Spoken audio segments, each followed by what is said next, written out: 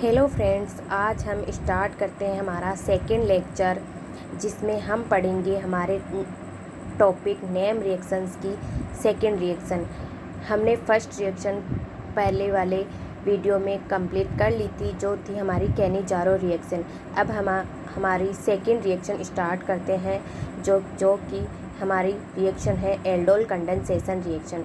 अब हम पढ़ेंगे aldol condensation reaction. Aldol condensation reaction, ये नाम इस रिएक्शन का क्यों पड़ा, इसके बारे में हम पढ़ेंगे हम जब मैकेनिज्म करेंगे तब उसमें आगे। अब हम स्टार्ट करते हैं एल्डोल कंडेंसेशन रिएक्शन, जिसमें हम पढ़ेंगे कि इसमें रिएक्टेंट के रूप में हम क्या काम में लेते हैं। इस रिएक्शन में हम एक रिएक्टेंट के रूप में एल्डिहाइड और कीटोन दोनों में से कुछ भी ले सकते हैं। एंड ये एल्डिहाइड और कीटोन कैसे कंपाउंड होने चाहिए, ये ऐसे कंपाउंड होने चाहिए जिनमें अल्फ़ा हाइड्रोजन प्रेजेंट होना चाहिए। और ये अल्फ़ा हाइड्रोजन क्या होते हैं, ये भी मैं आगे आपको बताऊंगी कि क्या होते हैं अल्फ़ा हाइड्रोजन्स। अब हम इसमें रिएजेंट के रूप में काम में लेते हैं एसिड और बेस, और साथ में हाई टेम्परेचर लेते हैं। एसिड के रूप में हम कुछ भी ले सकते हैं H2SO4 जैसे, और बेसिक के रूप में जैसे NaOH KOH कुछ भी ले सकते हैं। अब है कि इस रिएक्शन में हमें प्रोडक्ट के रूप में क्या प्राप्त होता है। इस रिएक्शन में प्रोडक्ट के रूप में हमें प्राप्त होता है alpha beta unsaturated carbonyl compound. और ये alpha beta unsaturated carbonyl compound क्या होता है, ये भी मैं इसमें आगे आपको बता दूंगी, सब कुछ समझा दूंगी कि ये सब सारी चीज़ें क्या होती है। अब हम स्टार्ट करते हैं chemical reaction. Aldol condensation reaction की केमिकल रिएक्शन क्या होती है। इस रिएक्शन में हम लेते हैं एल्डिहाइड या कीटोन, दोनों में से कुछ भी ले सकते हैं। हमने यहाँ पे लिया है एल्डिहाइड कंपाउंड, जिसकी हमने यहाँ पे 2 यूनिट काम में ली है। एल्डिहाइड कंपाउंड की हमने 2 यूनिट काम में ली है। अब हम स्टार्ट करते हैं रिएक्शन करवाना। जब हम एल्डिहाइड की रिएक्शन एसिड या बेस दोनों में से किसी की भी प्रेजेंस में करवाते हैं और हाई टेम्परेचर दिया जाता है, तो हमें कंपाउंड के रूप में प्रोडक्ट के रूप में हमें alpha beta unsaturated carbonyl compound form होता है। और ये अल्फ़ा बीटा, अब यहाँ पे मैं आपको बता देती हूँ अल्फ़ा बीटा कार्बोनिल कंपाउंड क्या होता है। अल्फ़ा बीटा, यहाँ जैसे कि ये वाला ग्रुप है जो कि फंक्शनल ग्रुप है। फंक्शनल ग्रुप के पास वाला जो भी एटम होता है उसको हम बोलते हैं अल्फ़ा एटम, यानी कि अल्फ़ा कार्बन एटम। यहाँ पे इस वाले कार्बन को हम बोलेंगे अल्फ़ा कार्बन, ये अल्फ़ा कार्बन। एंड सेकेंड इसके नेक्स्ट वाले कार्बन को बोलेंगे हम बीटा कार्बन। तो इसमें हम ये वाली पोजीशन अल्फ़ा पोजीशन हो गई, इसलिए ये अल्फ़ा, एंड ये वाली पोजीशन बीटा हो गई। और अनसेचुरेशन क्या होता है ये तो सब जानते ही होंगे। जब डबल बॉन्ड या ट्रिपल बॉन्ड आ जाता है तो हम उसको बोलते हैं अनसेचुरेशन। यहाँ पे ये अल्फ़ा एंड बीटा पोजीशन पे ये अनसेचुरेशन आ गया है, इसलिए हम इस स्पीसीज़ को क्या बोलते हैं, इस कंपाउंड को alpha beta unsaturated carbonyl compound. और ये कैसा कार्बोनिल कंपाउंड है, ये एल्डिहाइड है। ये कौन सा है, alpha beta unsaturated carbonyl compound, जो कि कैसा है, एल्डिहाइड है। अब हमने सेकेंड रिएक्शन में इसमें हमने काम में लिया है कीटोन। सेम एल्डिहाइड के जैसे ही इसकी रिएक्शन होती है। इसमें यहाँ पे एल्डिहाइड में यहाँ पे हाइड्रोजन आ जाता है, एंड कीटोन में यहाँ पे एल्किल ग्रुप आ जाता है। और दोनों में यही कंडीशन होती है कि इनमें एल्डिहाइड और कीटोन में दोनों में अल्फ़ा हाइड्रोजन की प्रेजेंस ज़रूरी है। यहाँ पे एल्किल ग्रुप है जिसमें एक में तो कंपलसरी होता है कि अल्फ़ा हाइड्रोजन प्रेजेंस हो। अब जब इस कीटोन की रिएक्शन हम करवाते हैं एसिड बेस की प्रेजेंस में और प्लस हाई टेम्परेचर, तो हमें इसमें भी एक alpha beta unsaturated carbonyl compound की प्राप्ति होती है। चलो अब हम आगे स्टार्ट करते हैं हमारी एल्डोल कंडेंसेशन रिएक्शन की मैकेनिज्म, जो हमारी इस तरफ है।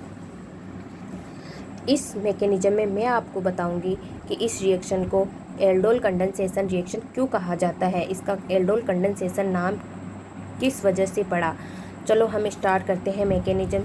यहाँ पे हमने लिया है हमारा एल्डिहाइड ग्रुप यानी एल्डिहाइड कंपाउंड के हमने फर्स्ट यूनिट यहाँ पे काम में ली है।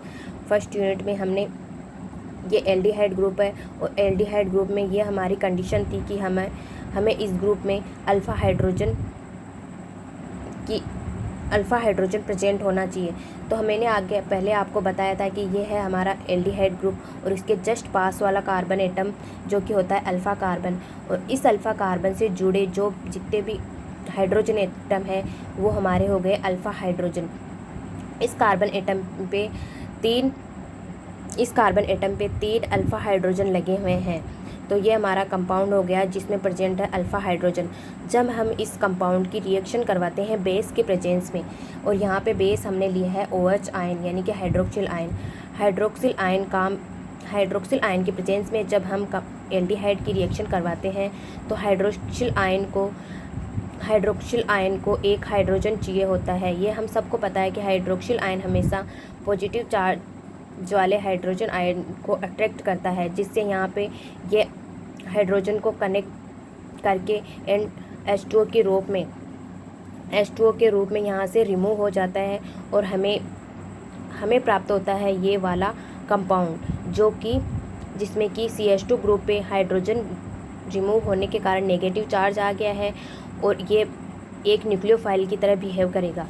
अब हम यहाँ पे काम में लेते हैं एल्डिहाइड की सेकेंड यूनिट, क्योंकि हम जब ये रिएक्शन करवाते हैं एल्डोल कंडेंसेशन रिएक्शन, तो हम एल्डिहाइड कीटोन में से दोनों में से किसी भी कंपाउंड को यूज करते हैं तो हम उस कंपाउंड की 2 यूनिट काम में लेते हैं, जो कि हमने फर्स्ट यूनिट यहाँ पे काम में ले ली है। अब हम ले रहे हैं यहाँ पे सेकेंड यूनिट। इस सेकेंड यूनिट में जब हम ये वाला कंपाउंड जो कि एक न्यूक्लियोफाइल की तरह बिहेव करता है, इस कंपाउंड को एक नेगेटिव चार्ज वाली स्पीसीज वो पॉजिटिव चार्ज वाली स्पीसीज चाहिए होती है। ये इलेक्ट्रोफाइल अब जब किसी इलेक्ट्रोफाइल पे अटैक करेगा तो यहाँ पे इस सेकंड यूनिट में इलेक्ट्रोफाइल की तरह बिहेव कर रहा है ये कार्बोनिल कंपाउंड का कार्बन एटम। तो यहाँ पे जब ये वाला न्यूक्लियोफाइल कार्बोनिल कंपाउंड के कार्बन एटम पे अटैक करेगा, जिससे यहाँ पे एक सिग्मा बॉन्ड की फॉर्मेशन हो जाएगी। एंड सिग्मा बॉन्ड फॉर्म होने के कारण यहाँ पे जो कार्बन एंड ऑक्सीजन के मध्य में जो ये पाई बॉन्ड है ये यहाँ से ब्रेक हो जाएगा एंड ऑक्सीजन पे इलेक्ट्रॉन डेंसिटी आ जाएगी, जिसके कारण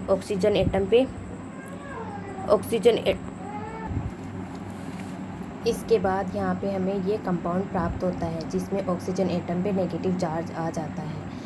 अब जब यहाँ पे स्टार्टिंग में यहाँ पे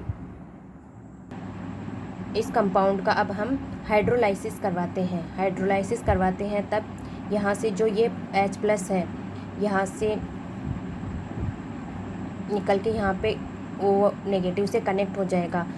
जब O नेगेटिव से कनेक्ट हो जाएगा तो हमें ये वाला कंपाउंड प्राप्त होगा। इस कंपाउंड में एक है एल्डिहाइड एंड एक है OH यानी कि एल्कोहल ग्रुप। इस कंपाउंड में हमें 2 ग्रुप देखने को मिल रहे हैं, एक एल्डिहाइड ग्रुप एंड एक एल्कोहल ग्रुप, यानी कि एल्डिहाइड का एल्ड एंड एल्कोहल का ओल, ये दोनों मिलके हमें यहाँ पे बनता है एल्डोल, यानी कि इस कंपाउंड को हम बोलते हैं एल्डोल। और इस सारी प्रोसेस में हमें एल्डोल का फॉर्मेशन हो रहा है, इसलिए हम इस पूरी रिएक्शन को क्या बोलेंगे? इस पूरी रिएक्शन को हम बोलेंगे एल्डोल रिएक्शन। लेकिन हम इस रिएक्शन को एल्डोल रिएक्शन तो बोलेंगे, लेकिन एल्डोल कंडेंसेशन रिएक्शन अभी नहीं हुई है। ये ओनली ऑन एल्डोल रिएक्शन है। अब इसको एल्डोल कंडेंसेशन रिएक्शन कब बोलेंगे? जब यहाँ से कंडेंसेशन मतलब क्या होता है? कंडेंसेशन का मतलब होता है जब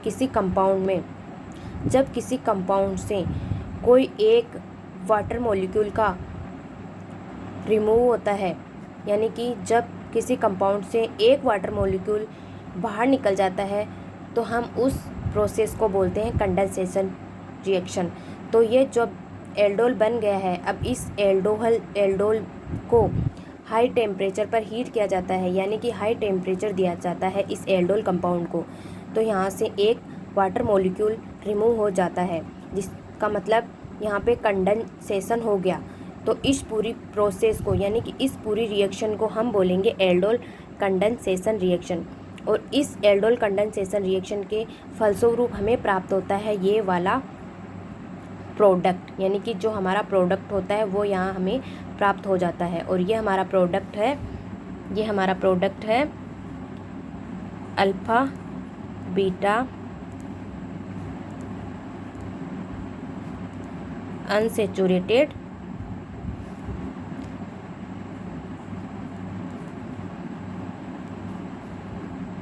कार्बोनिल कंपाउंड, यानी कि यह इसका अल्फा कार्बन, ये इसका beta carbon, alpha beta unsaturated carbonyl compound प्राप्त हो जाता है हमें इस मैकेनिज्म के द्वारा। और यहाँ पे ये एल्डिहाइड ग्रुप है और ये एल्कोहल ग्रुप है, इसलिए हम इसको क्या बोलेंगे, एल्डोल। और हम इसको और भी बोल सकते हैं, यानी कि यहाँ पे क्या है, अल्फा कार्बन एंड ये है बीटा कार्बन, और बीटा कार्बन पे क्या प्रेजेंट है, हाइड्रोक्सिल ग्रुप। तो हम इसको और क्या बोल सकते हैं, बीटा हाइड्रोक्सी कार्बोनिल कंपाउंड। तो हम इसको एल्डोल बोलेंगे एंड ये बीटा हाइड्रोक्सिल कार्बोनिल कंपाउंड है। I mean beta hydroxyl carbonyl compound का जब क्या होता है, डिहाइड्रेशन होता है, तो हमें अल्फा बीटा अनसैचुरेटेड कार्बोनिल प्राप्त होता है। अब हम पढ़ेंगे इसके एग्जाम्पल्स, हम देखेंगे इसके एग्जाम्पल्स। जो यहाँ पे मैंने 2 एग्जाम्पल्स करवाए हैं, जिसमें एक में मैंने लिया है कीटोन की रिएक्शन जब बेस के प्रेजेंस में करवाई जाती है तो हमें ये alpha beta unsaturated carbonyl compound प्राप्त होता है। एंड सेकेंड रिएक्शन भी मैंने कीटोन की ही ली है, जिसमें यहाँ पे मैंने फेनिल ग्रुप जोड़ दिया है। इसकी रिएक्शन जब एसिड की प्रेजेंस में करवाई जाती है और प्लस हीट दी जाती है तो यह हमें alpha beta unsaturated carbonyl compound प्राप्त होता है। तो ये रिएक्शन आपको समझ में आ गई होगी। इसमें हमें पता चल गया है कि इसको एल्डोल कंडेंसेशन रिएक्शन क्यों बोला जाता है, क्या रिएक्टेंट काम में लेते हैं, क्या रिएजेंट काम में लेते हैं और हमें क्या प्रोडक्ट फॉर्म होता है, ये सारा हमने समझ लिया है। ये हमारी कंप्लीट हो गई है एल्डोल कंडेंसेशन। तो ये रिएक्शन हमने पूरी कर ली है।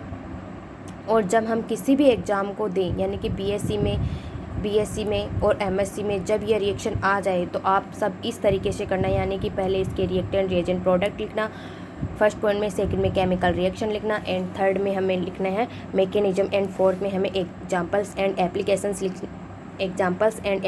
लिखते हैं। इससे हमें एग्जामिनर जितने मार्क्स दिए होते हैं वो मार्क्स पूरे हमें दे देता है। इस प्रकार से इस रिएक्शन को कंप्लीटली हमें कवर करना है। ओके।